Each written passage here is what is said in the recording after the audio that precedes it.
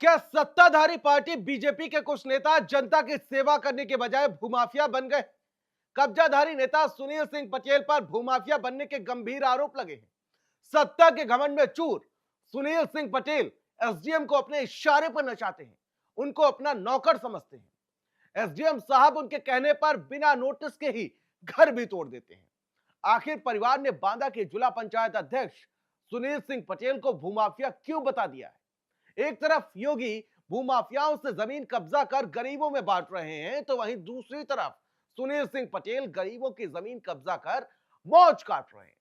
देखिए हमारे संवाददाता मनोज गोस्वामी की बांदा से बेहद चौंका देने वाली रिपोर्ट। जिसे बीजेपी ने बनाया जिला पंचायत अध्यक्ष, क्या वो बन बैठे हैं भूमाफिया? बुलडोजर का बनाया मजाक परिवार का दावा, सुनील भूमाफिया कब्जाधारी। सत्ता की हनक दिखाते हैं, एसडीएम के साथ डराते हैं। सुनिए चौंकाने वाली बात, ये राजेंद्र प्रसाद पांडे, ये उनकी बहू है। ये घर के ताजा हालात, बुलडोजर एक्शन के बाद मलबे में घर का सामान खोजती घर की महिलाएं अपने आंसू पोंछ रही। सवाल है कि बांदा का ये घर क्यों तोड़ा गया? पीड़ित परिवारों के होठों पे सुनील सिंह पटेल का नाम आखिर क्यों है और आंखों से आंसू क्यों टपक रहे? हमारे संवाददाता मनोज गोस्वामी परिवार से मिलने पहुंचे। कहानी के हर एक किरदार से हमारा सामना होता है। पूरे मकान पर पानी भरा हुआ है। उनका जो खाने पीने का सामान था वह पूरी तरह से जलकर वह पूरी तरह से इस मलबे पर दब गया है। और जो यहाँ के छोटे छोटे बच्चे थे वह बबेरू में ही किसी इलाके पर हैं, जहाँ पर वे अपना आश्रय बनाए हुए हैं, जहाँ पर रह कर के अपने दिन गुजार रहे हैं। उनकी जो घर की महिलाएं हैं रोज सुबह यहाँ पर आ जाती हैं और आकर के अपना यहाँ पर सामान खोजती हैं ताकि उनके खाने पीने की राशन की व्यवस्था हो सके। हर किसी की जुबान पे सुनील सिंह पटेल का नाम होता है। सुनील सिंह पटेल फिलहाल बीजेपी के जिला पंचायत अध्यक्ष, लेकिन परिवार उन्हें कब्जाधारी, भूमाफिया, बाहुबली और माफिया क्यों बता रहा है, जरा सुनिए।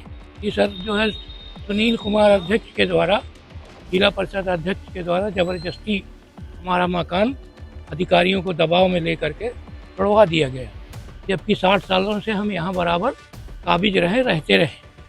सरकारी दुकानें भी थी, सब माल तोड़वा दिया गया और अधिकारियों को लेकर के कब्जा कर लिए। 2 कमरे जबरदस्ती मांग रहे थे, न देने पर जो है चुप धो करके, और 36 साल मुकदमा भी चला, हार भी गए इसको कोऑपरेटिव वाले।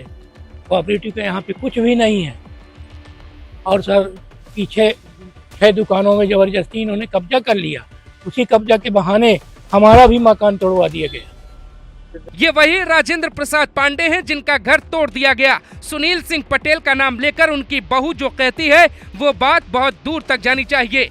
बुलडोजर ने घर तोड़ दिया, फिर भी बीजेपी कार्यकर्ता योगी सरकार के साथ खड़े होकर सुनील सिंह पटेल पे कार्रवाई चाहते हैं। बहू बताती हैं कि सासू माँ को लकवा की बीमारी, पुलिस आती है, घर के मर्दों को उठाकर लेकर जाती है, महिलाओं को खींच के बाहर निकाला जाता है, उसके बाद बुलडोजर चलाया जाता है। सुनील सिंह पटेल की हनक के आगे इनका घर तोड़ दिया गया, ऐसा दावा करती है। 2 दुकानें मांग रहे थे हमसे, लोगों से कह रहे थे अपना दोस्त दे दो और फिर आराम से बनवाओ।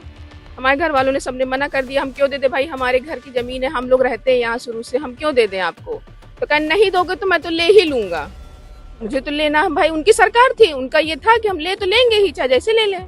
आपके भी घर के सदस्य तो सक्रिय कार्यकर्ता हैं बीजेपी के, क्या कोई सुनने वाला नहीं था? अधिकारियों से नहीं बताया? अधिकारी के सामने सर हम हाथ जोड़ जोड़ के विनती कर रहे थे, एसडीएम के सामने, दरोगा के सामने, कोतवाल के सामने, सबसे मैं हाथ जोड़ जोड़ गिड़गिड़ा रही थी कि घर में कोई जेंट्स नहीं है, सुन तो लीजिए सर। तो वो सिर्फ मांग रहे थे कि हम सरकारी काम कर रहे हैं, हम सरकारी काम कर रहे हैं। जी, सरकारी काम करके उन्होंने हमारा घर गिरा दिया। सरकारी काम करिए आप, हमारा घर क्यों गिरा दिया? सुनील सिंह पटेल फिलहाल बीजेपी के नेता हैं और वो खुद जिला पंचायत अध्यक्ष हैं। उनकी भूमिका सवालों के घेरे में। तस्वीरें बताती हैं कि यहाँ कुछ ऐसा हुआ है जिसका सच आप नहीं जान पाए।